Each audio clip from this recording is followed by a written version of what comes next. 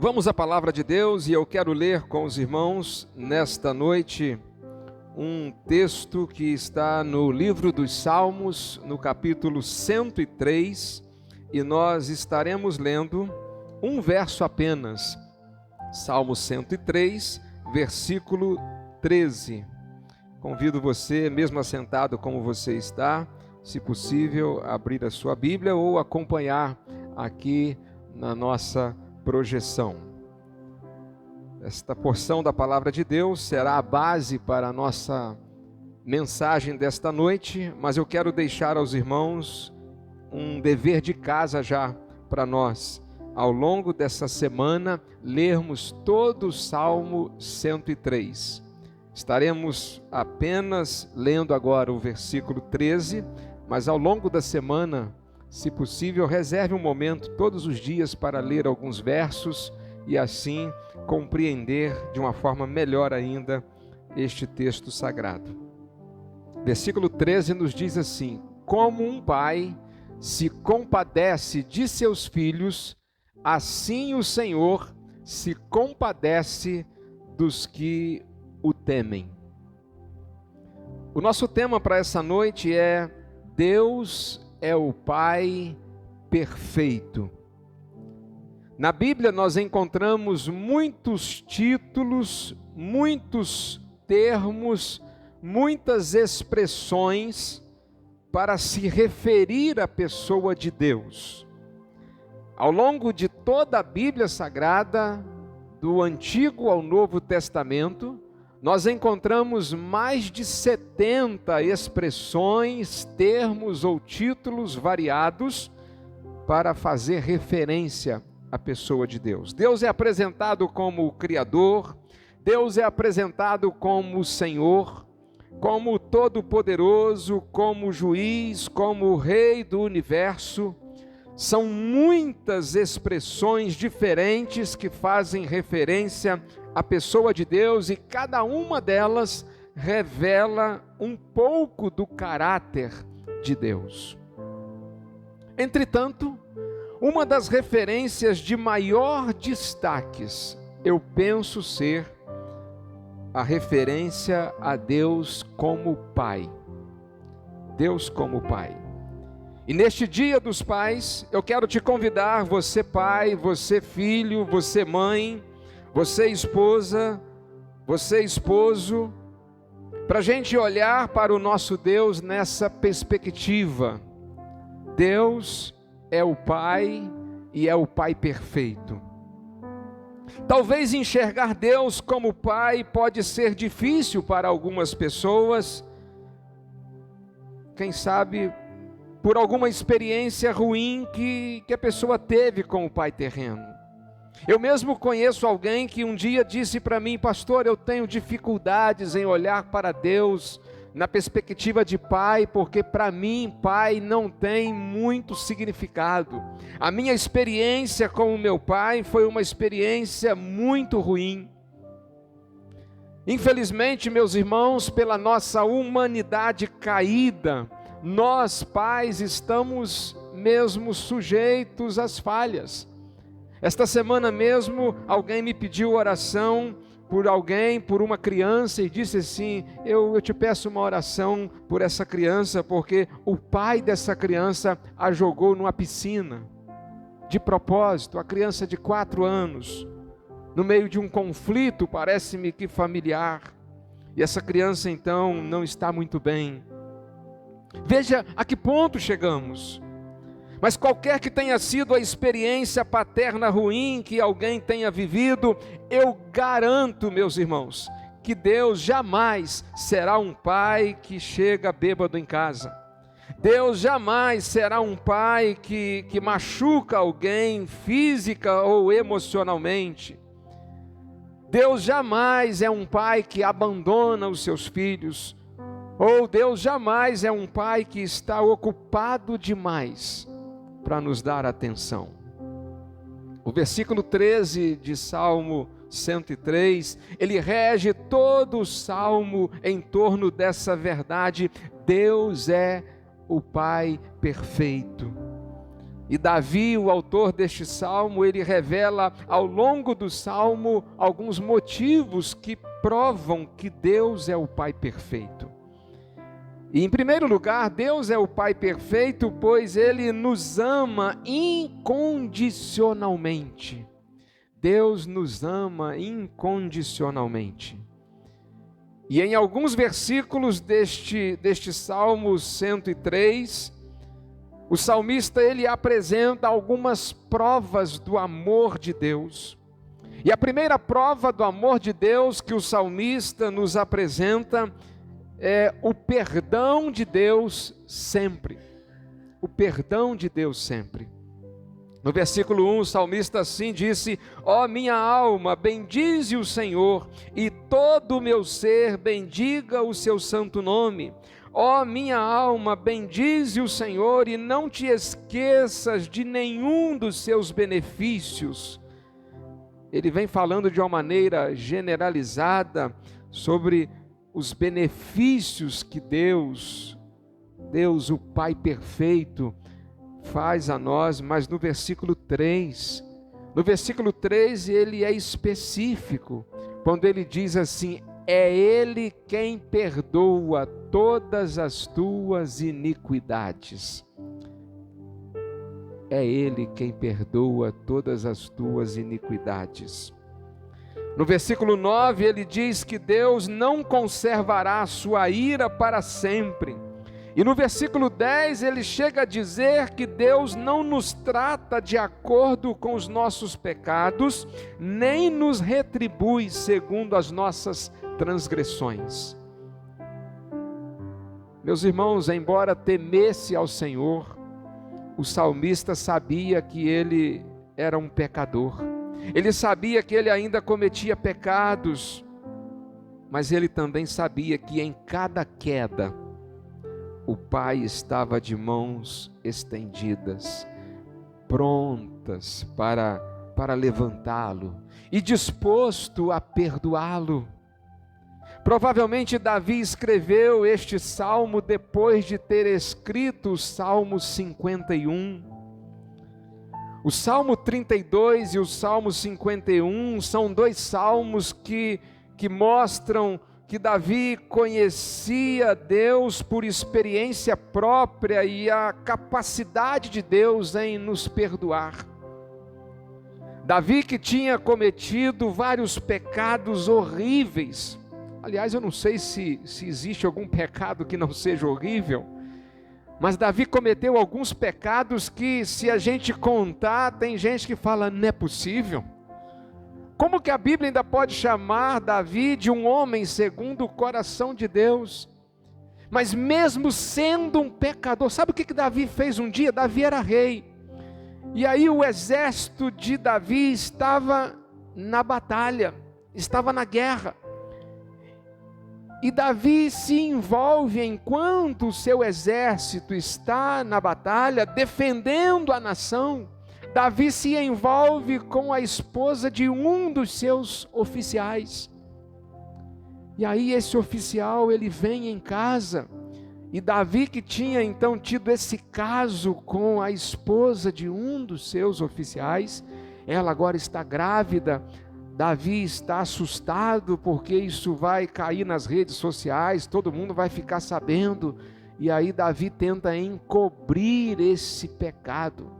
Primeiro Davi diz o seguinte para o seu oficial, por nome Urias, disse para ele: Urias, faz o seguinte, você veio rapidinho, mas fica uns dias em casa.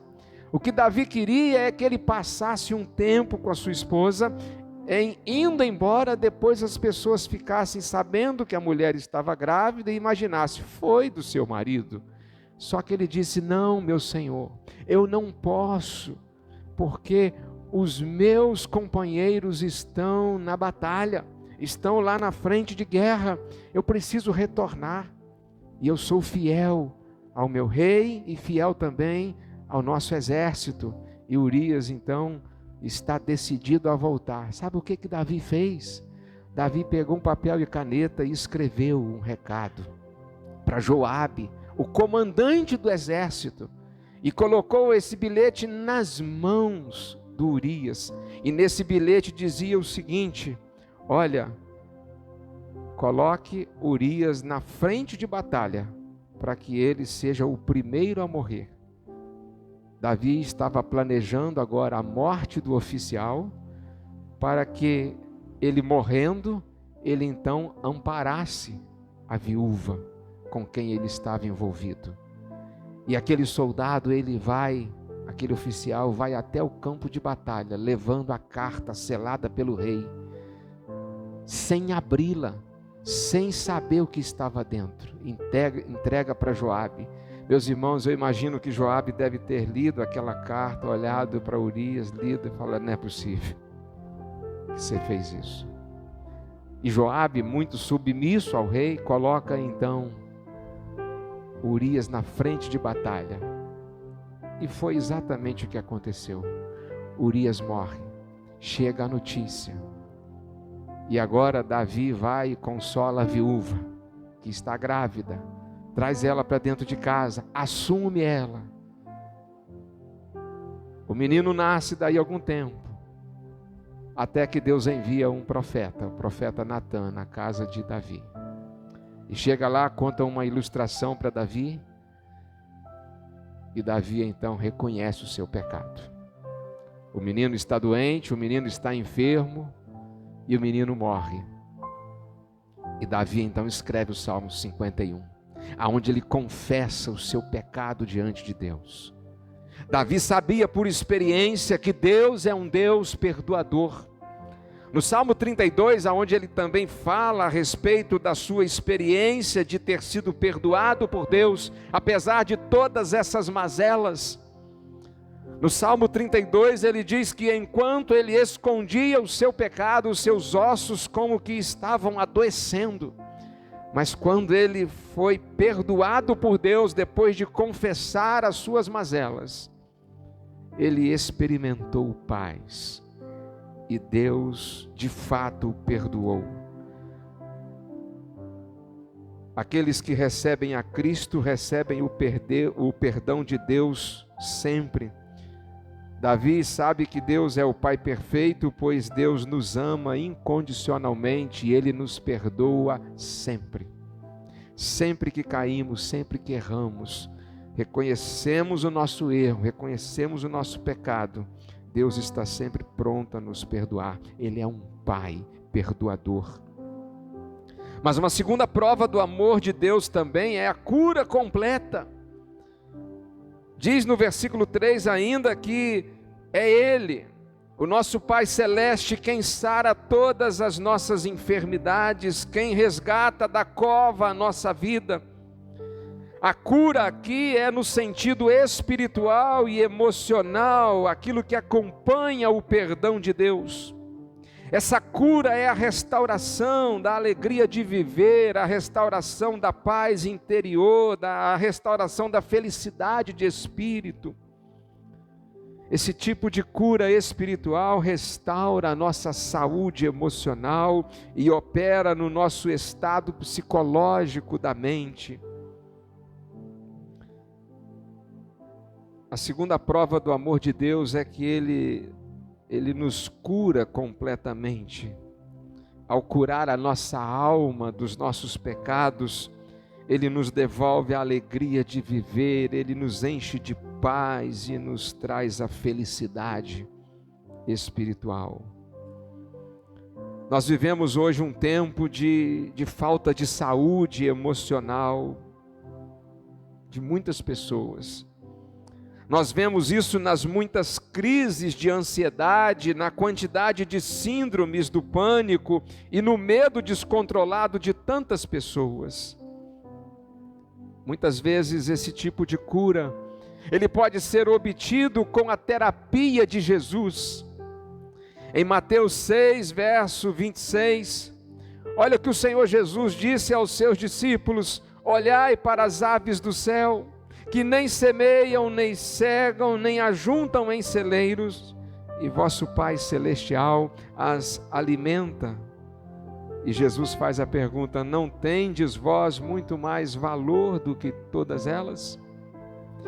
O Pai Celestial, Ele tem a cura completa para todas as nossas enfermidades da alma, da mente. Deus pode curar, Ele pode curar todo tipo de medo, medo que enfrentamos no presente. Ele pode curar qualquer tipo de ansiedade acerca do futuro. E Ele também pode curar qualquer trauma que alguém possa ter do seu passado. O salmista, ele prova o amor de Deus em que Ele cura a nossa alma, cura o nosso estado de espírito. Mas a terceira prova do amor de Deus é a satisfação total.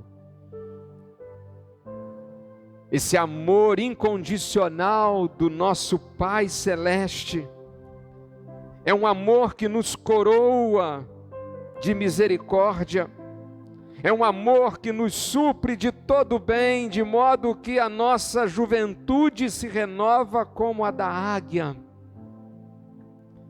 A ideia de nos coroa nos permite sentir o seu amor, nos possibilita desfrutar do seu cuidado, nos enche de alegria, de prazer, de esperança.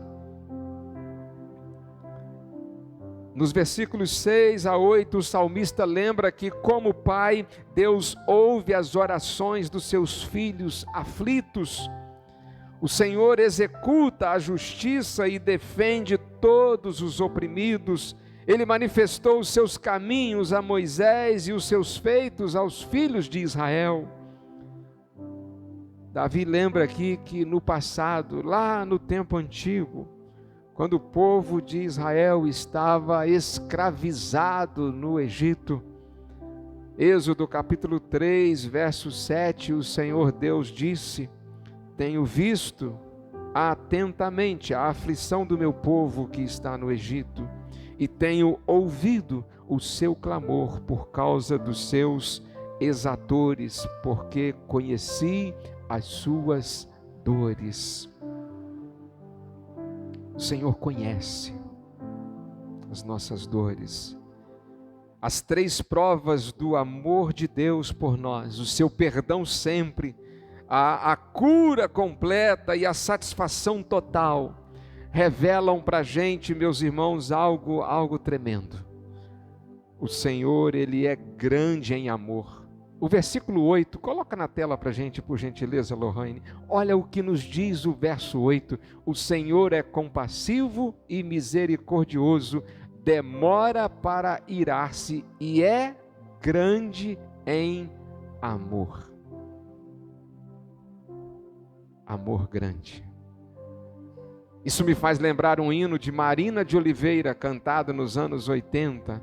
Este imenso amor que nunca me deixou só, este imenso amor, um amor sem medida, um amor que, nas palavras do autor do hino 37, é um amor glorioso, um amor grandioso,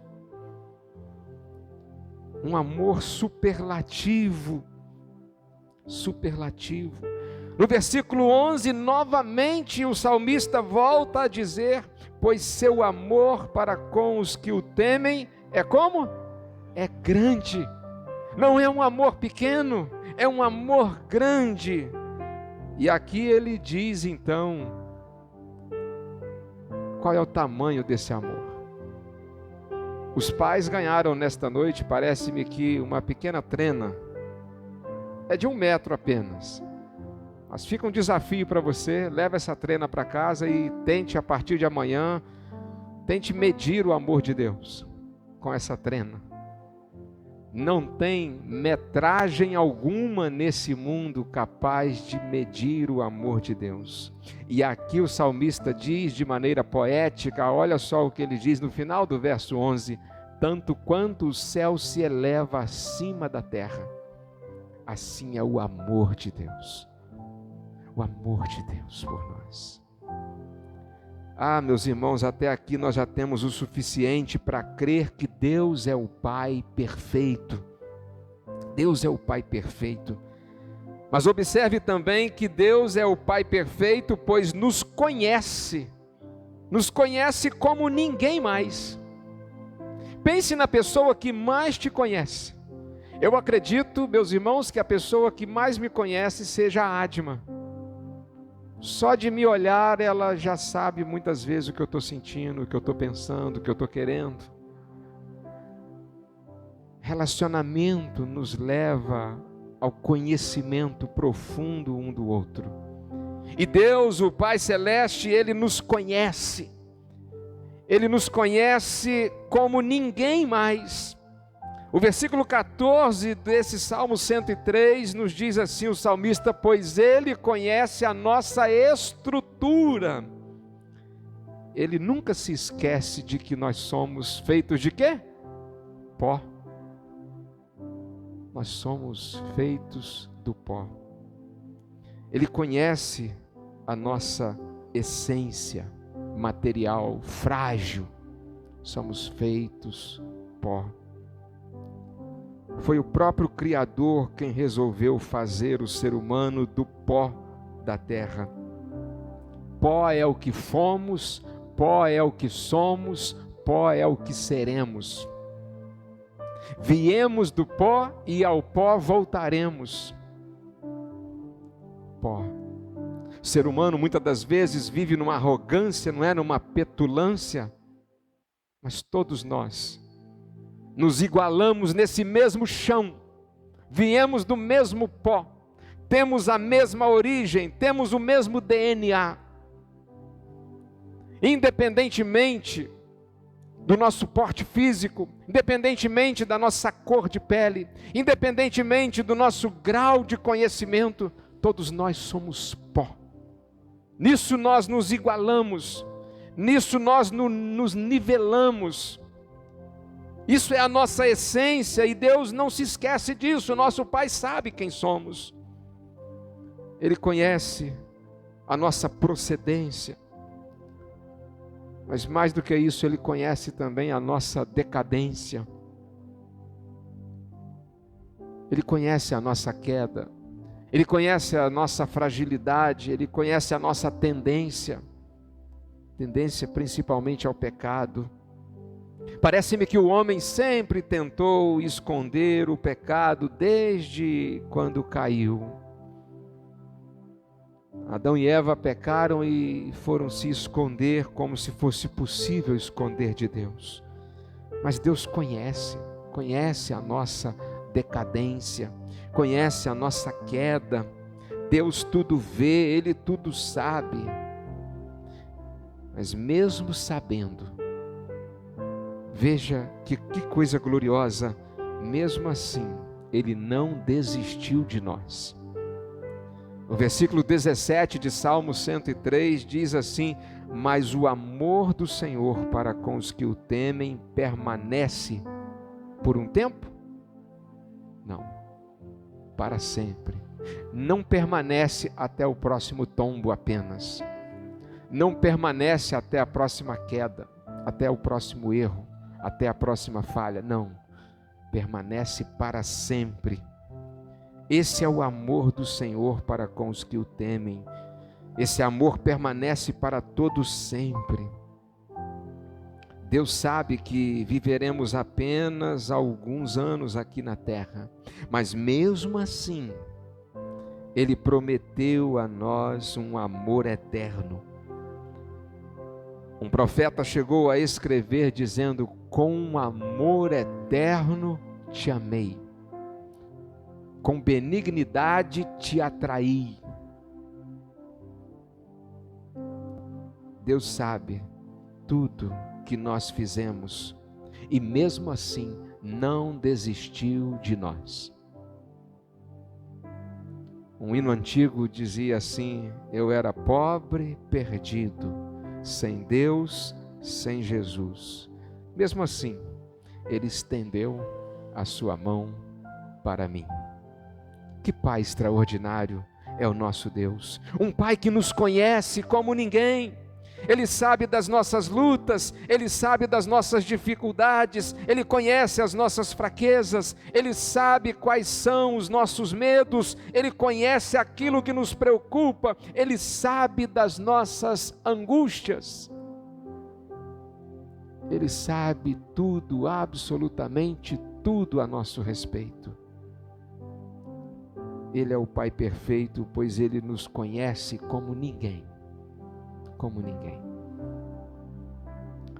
Eu falei aqui ainda há pouco sobre o conhecimento no âmbito do relacionamento conjugal, mas tenho o privilégio de ser pai de 2 filhos, um de 18 e o outro de quase 22. E os conheço também, os conheço. Por ser pai deles, os conheço pelo semblante, os conheço pelo tom de voz, pelo jeito de entrar, pelo jeito de sair. Eu os conheço pelo cheiro, sei o cheiro de um, sei o cheiro do outro, porque pai conhece os seus filhos. Lembra de Isaac? Isaac teve 2 filhos. Quem lembra o nome deles? Jacó e Esaú. Um era mais caseiro. Quem era o mais caseiro? Jacó. Tinha um outro que era do campo, valentão. Esse saía para o mato e agarrava uma onça pela cabeça, trazia carne fresca para casa para poder comer. Naquele tempo podia matar, né? Hoje não pode mais. Se fosse hoje, Esaú estava preso, porque era um homem do campo, selvagem. Não sei se tinha feito os legendários, né? Talvez tenha feito, mas era alguém bastante aguerrido. E aí você conhece a história, sabe que um dia a Rebeca, ela vendo que o Isaac estava ficando velho, ela então entende que os seus dias estão contados e ela diz: está na hora de você abençoar. Embora eles fossem gêmeos, mas o Esaú nasceu primeiro, o Jacó veio logo atrás, tentando pelo calcanhar sair na frente, mas não teve jeito. O Esaú, que já era, guerreiro desde o ventre da mãe, conseguiu vencer a batalha lá na barriga da Rebeca. E aí, na velhice agora, Isaac tinha a missão de abençoar o primogênito, dar uma porção dobrada da herança, alguns privilégios que o primogênito naquele tempo tinha. Ainda bem que isso acabou, né? A lei hoje nivela todo mundo, né? Tudo igual. Mas, enfim, Rebeca, vendo que Isaac já está bem fraco, disse: olha, está na hora de... E aí, ela tem um plano. E o plano dela, já que ela tinha uma preferência pelo Jacó, era que o Isaac desse a bênção da primogenitura ao Jacó. Os irmãos conhecem a história, como foi? O Isaac então chama o Esaú e fala: Esaú, está chegando a hora, né? Deixa o meu plano funerário aí, né, em cima da mesa já, mas antes disso, eu quero abençoar você. Você é o que nasceu primeiro. E aí ele sai para o campo para poder trazer uma caça, né, para preparar um prato preferido para o pai, para aquele cerimonial. E aí Rebeca faz aquilo, né, que nenhuma mãe deveria fazer. Ela chama o Jacó e diz: olha, eu vou fazer uma comida rápida aqui, igual a que o seu irmão faz, e você vai de alguma maneira vestir a roupa do seu irmão, para você chegar diante do seu pai e enganar o seu pai, que já não está enxergando mais nada. Ele deve ter aí tido uma catarata daquela, né, terrível, não está mais enxergando, e aí nós vamos enganar o seu pai, para ele abençoar você. E aí Jacó entra naquela. E quando chegam diante do Isaac, a comida estava parecendo a do Esaú, porque o tempero era o mesmo. E Isaac cheira a comida, fala: a comida está parecendo. Mas quando ele cheira o Jacó, ele diz: não é o cheiro do Esaú. Está diferente, está estranho. Mas ela e ele insistiram que era, então ele abençoou erradamente o Jacó e não o Esaú. O desenrolar da história, os irmãos conhecem, isso deu ruim depois, porque o Jacó teve que fugir, porque o Esaú queria matá-lo. Mas o ponto aqui é que pai conhece filho, e fica uma lição para nós enquanto pais terrenos, Nós estamos de fato sabendo como é o cheiro dos nossos filhos, nós conhecemos os nossos filhos, nós temos acompanhado o andar dos nossos filhos, o desenvolvimento dos nossos filhos. Nós, enquanto pais terrenos, precisamos conhecer os nossos filhos, pelo cheiro, pelo tom de voz, pelo andar deles, pela companhia deles.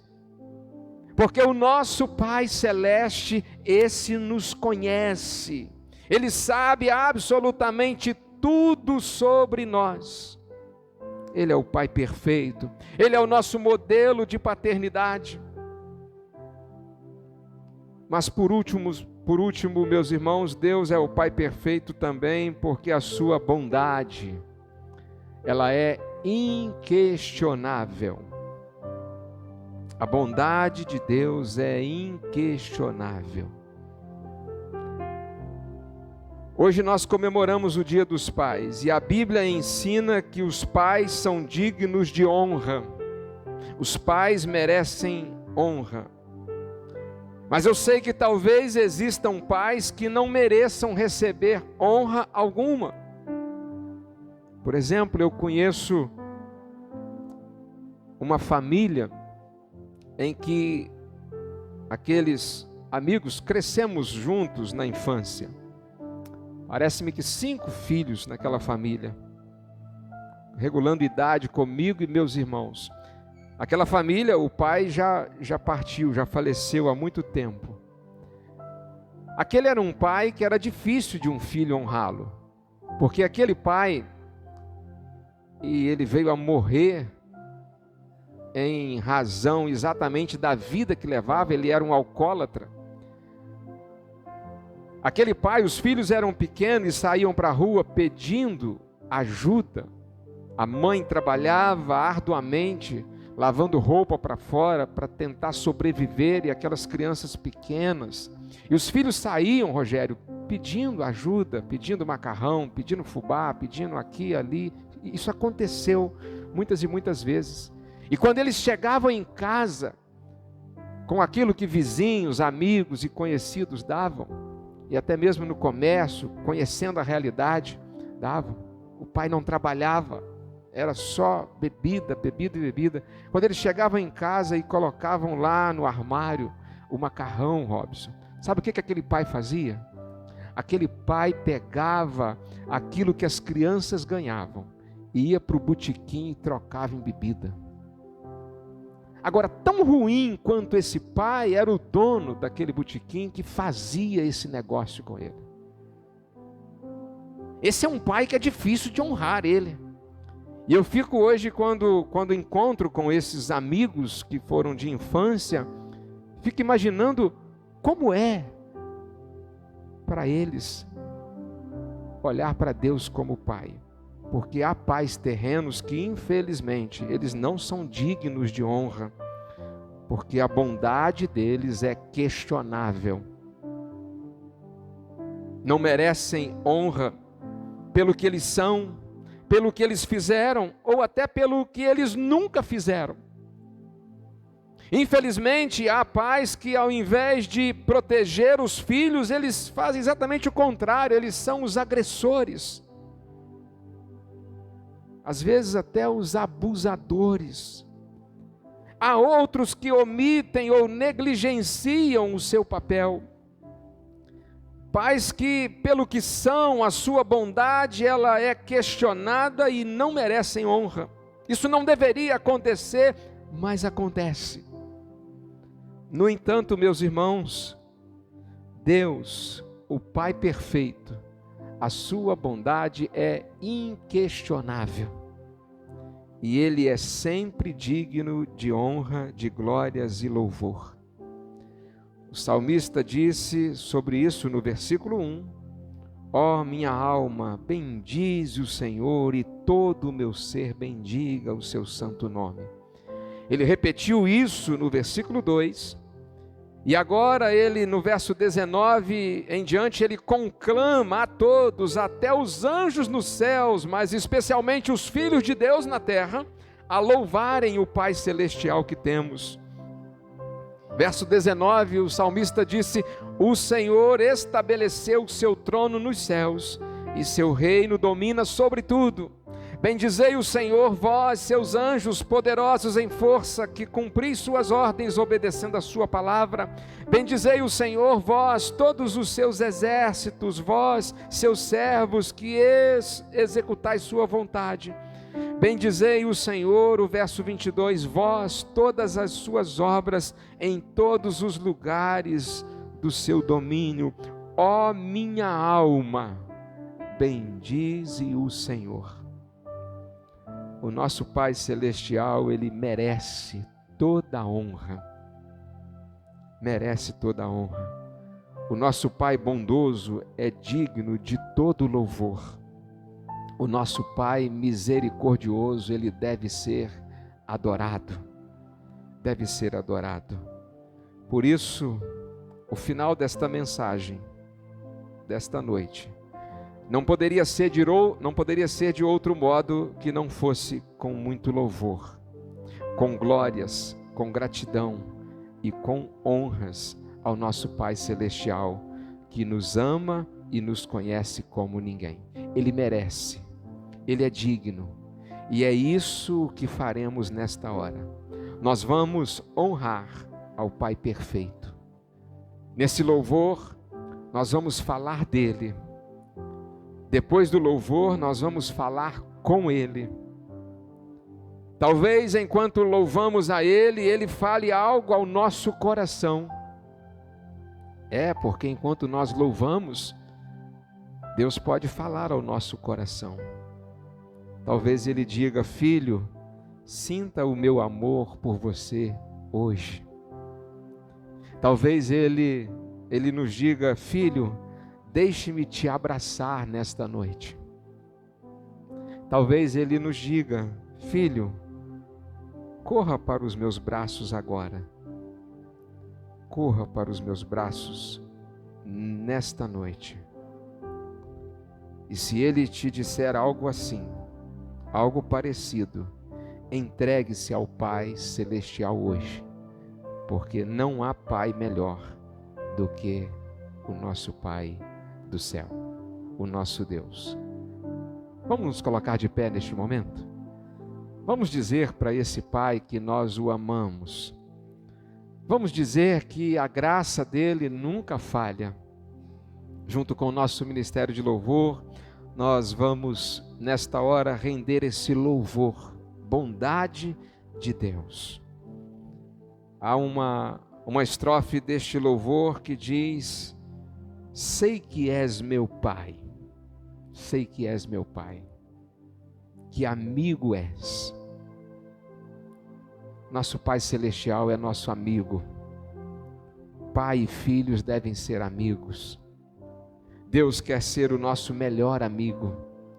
Ele nos conhece e Ele deseja que a gente também o conheça intimamente.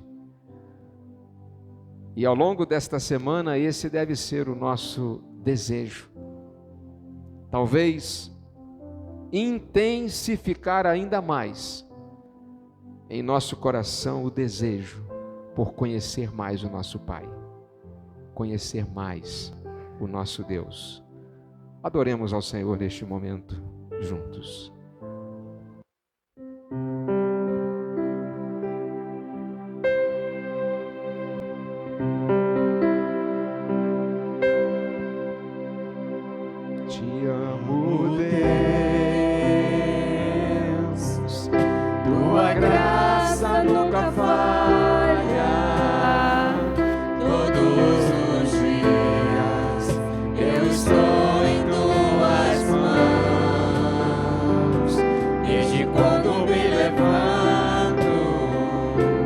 Até eu me deitar, eu cantarei a bondade de Deus.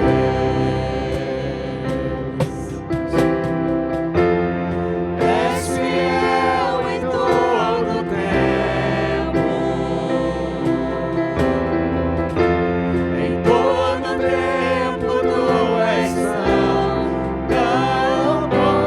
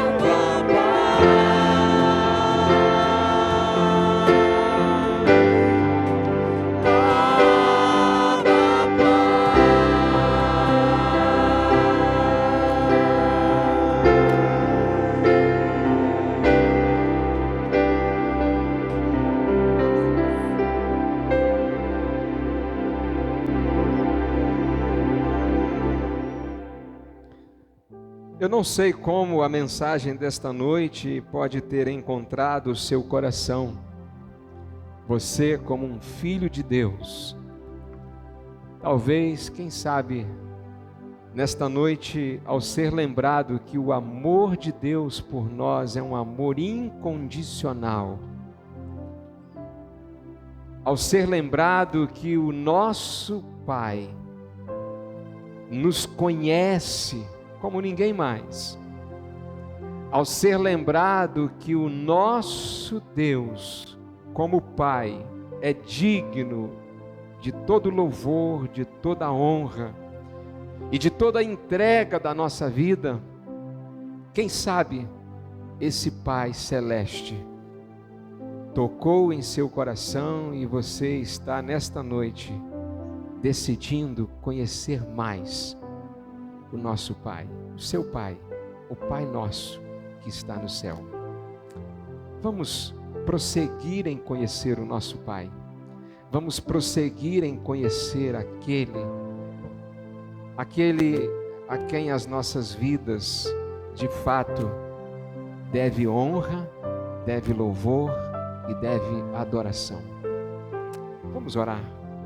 Pai, graças te damos nesta noite por pararmos nessa noite tão especial para refletirmos a respeito do Senhor como o Pai perfeito, numa noite em que estamos findando o Dia dos Pais. Nós fomos conduzidos, ó Deus, pela Escritura Sagrada, a este texto que nos traz, ó Deus, verdades profundas acerca do Senhor.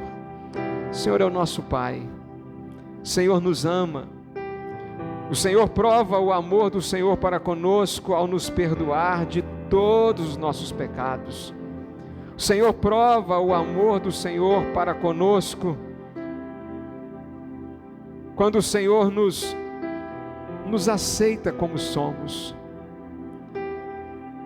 Ó Deus, somos também conduzidos ao entendimento de que o Senhor nos conhece, o Senhor sabe da nossa estrutura, sabe das nossas falhas, das nossas faltas, e mesmo assim o Senhor não desiste da gente.